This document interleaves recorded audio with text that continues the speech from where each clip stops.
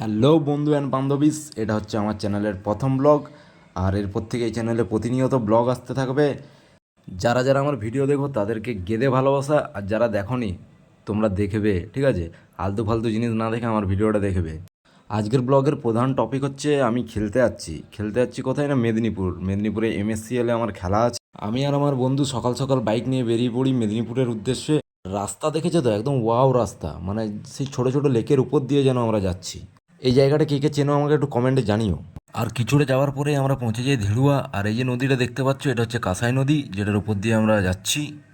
প্রায় 1 ঘন্টা 20 মিনিট পর আমরা পৌঁছে যাই মেদিনীপুর। আর এই যে দেখতে পাচ্ছ দুর্গাপুজোর মণ্ডপ, এটা কেরানিতলার ওইখানে হচ্ছে।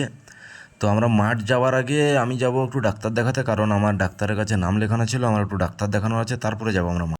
মেদিনীপুরে যারা ডাক্তার দেখাতে আসো তারা সবাই এই জায়গাটা হয়তো চেনো। হ্যাঁ, এটাই হচ্ছে সেই বিখ্যাত ডাক্তারপাড়া যেখানে আমি ডাক্তার দেখাবো। ফাইনালে আমি পৌঁছে যাই ডাক্তারবাবুর কাছে। হ্যাঁ, এই যে সুরক্ষা ডায়াগনস্টিক, এখানেই আমি ডাক্তার দেখাবো।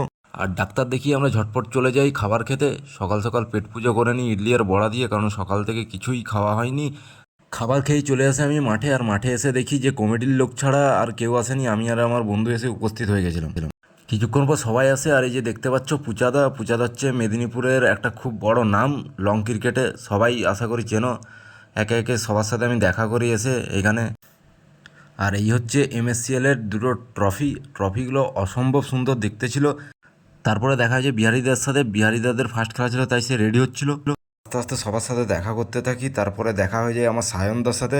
সায়নদা হচ্ছে ঘাটালের একটা শর্ট হ্যান্ডের খুব বড় নাম, ঠিক আছে? সায়নদার সাথে একটু ইয়ার্কি ঠাট্টা করে তারপরে আমি আমার জায়গায় চলে আসি। এর পরবর্তী ব্লগে বলবো যে খেলাটাই কী হলো।